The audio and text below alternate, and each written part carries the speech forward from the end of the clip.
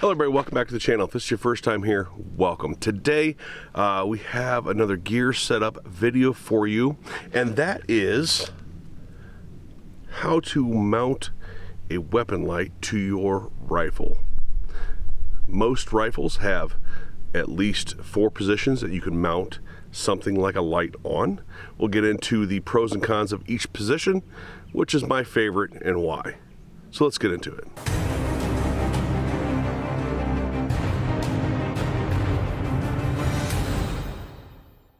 All right, so before we go any further, if you like this sort of content, please hit that like, share, subscribe button.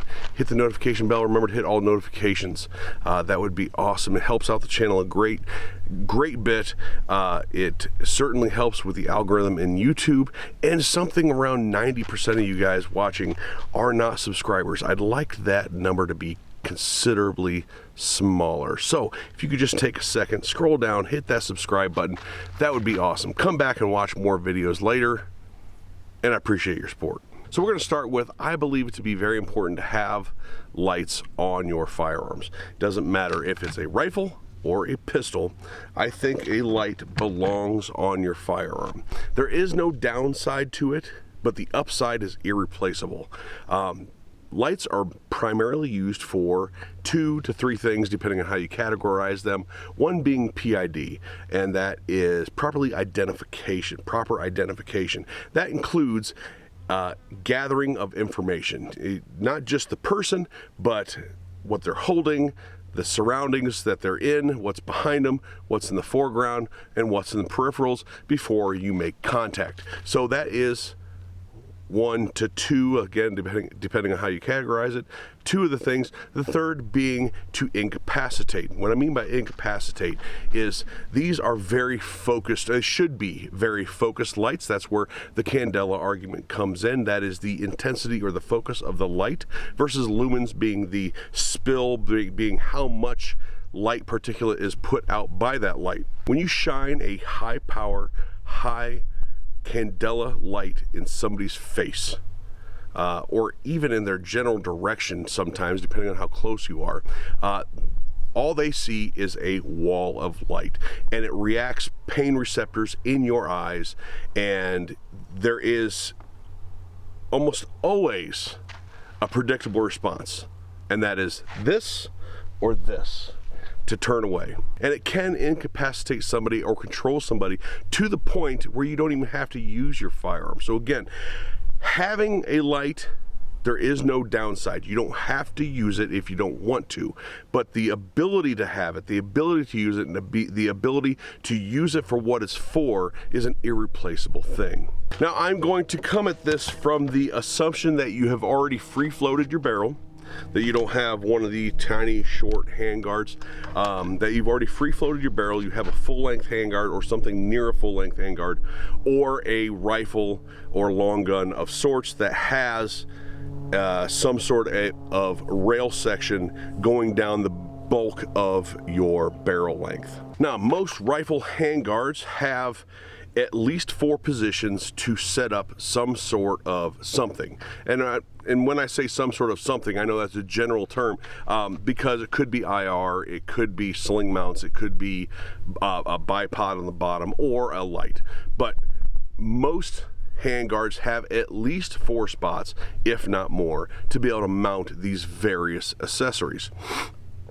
And that is at the 12, 9, 6, and 3 o'clock positions. So my preferred method is to mount my light on the outboard side, or as a right-handed shooter being the 3 o'clock side of the handguard, with a pressure pad. They all have pros and cons to each position. We're going to get into those, but that is my preferred position. We're going to tackle all the pros and cons of that one last. Let's get into the one that I think is objectively the worst position. So out of countless hours of training and countless rounds down range, I've used all of these positions at various points in time, came up with my favorite one, and came up with my least favorite one, and that is the bottom mount. Now, I don't have any pick rail to mount this on the bottom of the gun, but it would sit something like this on your rifle if you have pick rail there. So why do I believe that this is the worst position for a light on your rifle? On a pistol, you have no choice. On a pistol, you mount optics on the bottom. That's where the only rail section is, and that's what you have. On a rifle, again, there's 4 positions to choose from, the bottom, I believe, being the worst. Now, you've seen this sort of held up there, so it gives you an idea of what we're looking at. So I can just set that down. So you've seen that. Number 1, I believe that actuating the light from a bottom rail mount position is the worst way of actuating the light. And the reason being is if something like that LAPG WXL is on there, or a Streamlight TLR1, these are relatively common lights to see on the bottom or top of the gun. We'll get into the top here in a little bit. These are relatively common to see on bottom or top of the rail, and it requires, when you have something like a pressure pad or a inboard light that you can actuate with your thumb, you have to sort of change your grip. You have to move your hand around in order to actuate that light. Now, if you're going to permanent on position, that's not such a big deal. But if you're going to be doing momentary bursts of light, that can potentially cause issues. Now, the second reason is, and I'm going to bring this in, this stand in as a stand-in. I'm going to bring the stand in as a stand-in for a barricade. So when barricade shooting, more often than not, you're barricade shooting off of the 6 o'clock position, like this, right?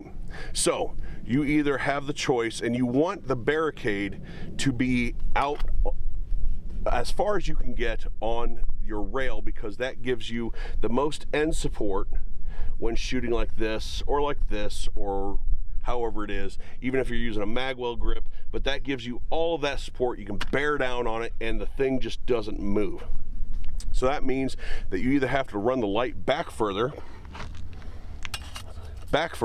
which means if you need to use your light, you have to lift and move the gun because the barricade is blocking your light, or your light is all the way out on the front and you have to move forward to the barricade, sticking more of your muzzle, more of your rail out there, less support, and now you have to possibly, if you can, reach around the barricade to actuate the light. If you can't reach around the barricade, say this is a hole in a wall or something like that, you can't get to your light. Now, the possibility does exist of having the light on the bottom and resting on the light, right? So again, I'm going to try to sort of mock this up. I don't have pick rail on the bottom of my guns, but you can do something like that. Watch, it's going to fall off. But you can do something like that. Yes, it allows you to actuate the gun, right? It allows you to actuate the gun. Again, you can see how I have to break my grip and sort of fiddle with the switches. However, you are now putting unnecessary stress, possibly breaking and possibly ramming the lens of your light into the barricade like that. Now, the last one being is the type of lights that lend themselves the best to a bottom mount of the rail. The types of lights that lend themselves the best are usually pistol type lights. And that is because their size and the way that their buttons are placed. However, when it comes to a rifle light, candela being important, distance being important, your larger lights like your Streamlight ProTacs or Surefires, things like that, they do not lend themselves very well to bottom mounting. So you really can't, and I don't want to say can't, you have an exceedingly harder time using your rifle with a weapon mounted light to its fullest potential, because the ability to mount the higher output lights just isn't there, or it's at least less than optimal. So what are the pros to mounting a light on the bottom? The same pros for the bottom and top, and that is that no matter how tight you try to make a rifle light into your rail, which it should be tight into your rail. You don't want crap sticking way off the side of your gun. This is one of the reasons why I'm not a big fan of, and we'll get into this on the sides when we talk about the sides, but I'm not a big fan of putting handheld lights in a scope ring, because it usually sticks the light so far off the gun that you've doubled the width of your firearm. So mounting on the bottom or top, in this case the bottom, keeps the profile of your firearm narrow. And that is basically, as far as I've ever been able to tell, the only pro to bottom mounting a light. Now, my second least favorite way is top mounting the light. Now, in my opinion, there's two major cons to top mounting a light. A barricade isn't one of them, because if you're using an optic or you have to see over your gun, obviously you don't have it in such a position where the barricade is blocking your optic. So that's not one of them. But the two big ones, in my opinion and in my experience, is that it depends on your optic height. As you can see here, they're not that far apart from each other. And again, this style of pistol light is fairly common for people to run on top of their gun. Some have a thumb switch in the top. Lights like this LAPG or Streamlight have a rocker switch that actuates fairly easy from the top, and that'll be one of the pros. Anyway, but what you end up with is, when I look through this optic, being a absolute co-witness, I believe this is absolute co-witness height, half of my optic, in fact the reticle dot, this is a circle dot reticle, oh sorry, this is a circle dot reticle, the dot is right on the top of the light, and I've cut half of my optic view out. Now, if you're running with a taller mount like this, I'm not going to mount the light on there. As you can imagine, having a taller mount means you're not going to have that issue. Now, the second con, in my opinion, for mounting the light on top like this is blinding yourself. Now, I know what you're saying. Yeah, if you shine it at a white wall or in a mirror, you're going to blind yourself. This has nothing to do with the reflection off of a wall or, you know, a light colored paint or anything like that. If you've ever shot low light or at night with a white light, which is what this is, a white light, you know that the light, no matter the position it's in, the light tends to highlight the smoke coming out of your barrel. It also highlights any particulate that's in the air. And while that is an issue with any light position, having it on the top highlights or reflects the light off the smoke and the particulate directly in your view, whereas on the left or right, you still can have that issue, but at least it's not a direct center of your view. So if I have smoke coming up through here, or I'm in prone and dust has come up, I am lighting everything up directly in front of my view. So that is the second reason I believe, the second con I believe that top mounting your light has. And as far as that height goes that's in the way of your optic, that goes for the same thing I said with the bottom mount, where you take your higher output Streamlights and Surefires and mount these larger, higher output, higher candela lights on top. They're even bigger yet, and you're definitely blocking your vision through your optic. So it's just another mounting solution problem if you're going with the higher candela, higher output lights. Now, with that said, there are pros to top mounting your light. Again, as I mentioned with the bottom mount, it does keep your profile slender. It keeps the profile of the firearm slender, so everything is on top. Second one being the actuation of the light itself. So again, lights like this are not uncommon to be mounted on top of a rifle, and you can keep essentially your full grip and just actuate the light. Permanent on, momentary on, permanent on, momentary on. And so as far as being able to actuate the light, it's a very ergonomic and easy way to do so. Now those are two that I essentially never ever suggest to people. There's two more positions to choose from that I think are objectively better in basically every way. Again, they all have pros and cons, but as far as cons go, the top and bottom mount especially, but top and bottom mount have the highest percentage of cons, lowest percentage of pros. Now we're gonna get into what would be my two favorite. This one's not my favorite, but if I had to choose another way to do it, it would be this one. And that is to mount your light on the inboard of your rifle, or the 9 o'clock position. I don't have any mounts, I don't have anything mounted here now, but I can show you well enough with it out, without it on there. So, cons. We're gonna get into cons first.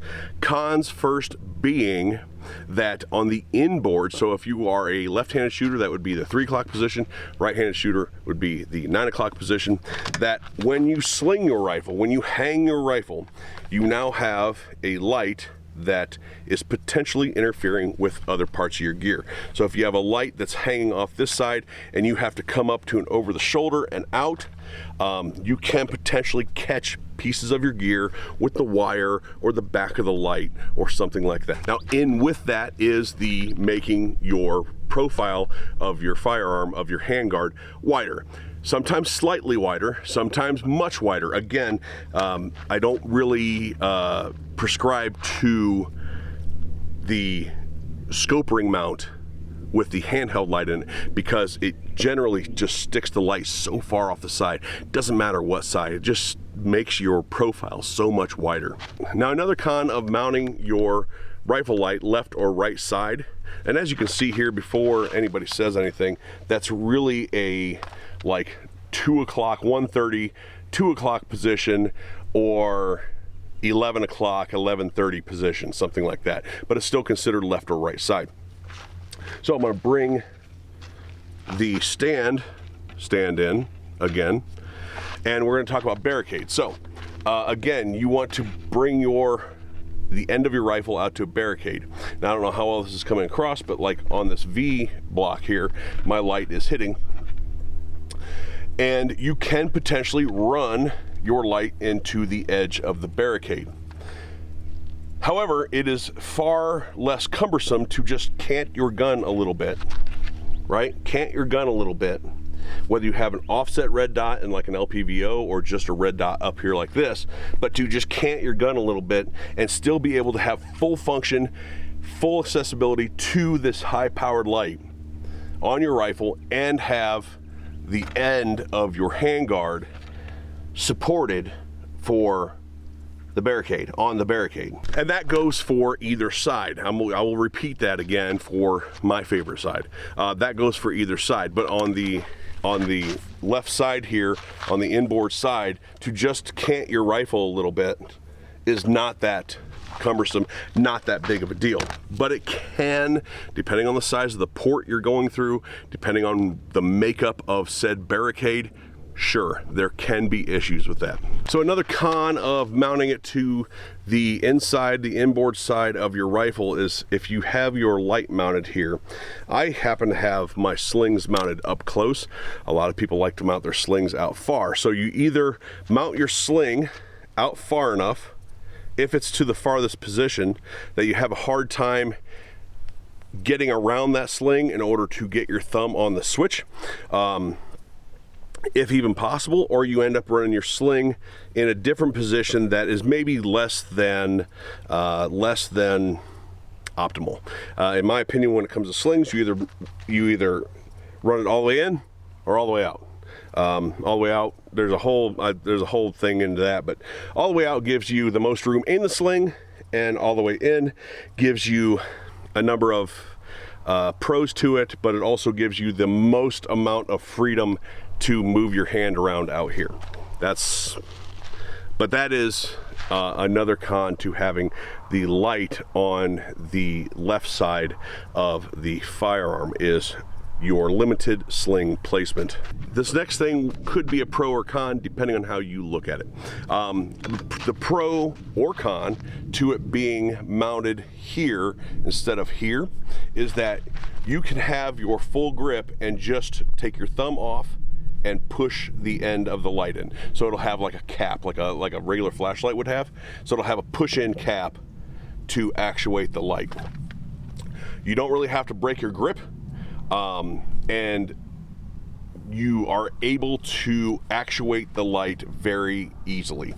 For some people, removing their thumb out from that C grip or something like that, or if you say have shorter arms and you're back here like this, you might have to move your grip and push forward, and that's why some people may consider it a con. For my arm lengths and body size, it works well for me. Now another pro is going to be mounting solutions.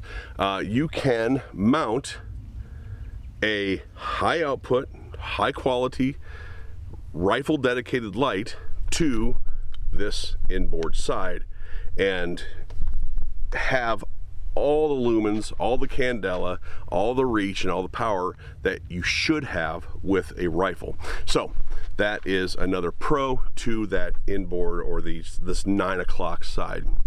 It also takes from your top mounted solution to the side mounted solution, no matter which side. It takes that light out of your optic view. So when you shoulder the rifle, even if it is over here, even if the light is over here, placed there, it is now out of your optic view. No matter how tall or short your optic is, it is out of your optic view. So now we're going to get into my favorite way, which is the outboard side or the 3 o'clock side, and using a pressure pad. Now you can use a pressure pad on any of the other 3 positions. Things like the Streamlight TLR1, you can buy the rifle kit for it. It's a new back door for it, battery door for it with a pressure pad. Of course, when it comes to dedicated rifle lights, I think all of them except one. I think all of them except one. One of the popular ones that came out recently that has a toggle switch on it that you can go any direction. I can't remember who makes it right off the top of my head.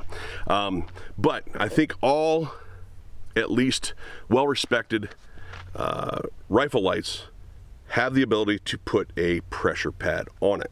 Now again, my favorite way is to mount on the 3 o'clock side or the outboard side with a pressure pad.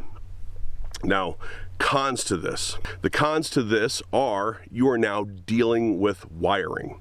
Now, as a right-handed shooter, I need the pressure pad. As a left-handed shooter, having it on this side is now your inboard side, and you wouldn't have the wiring. I now have wire routing, wire management, cable management to deal with. Also, the more switches, the more connection points, the more all that stuff you have, there are more things to go wrong or to get snagged on.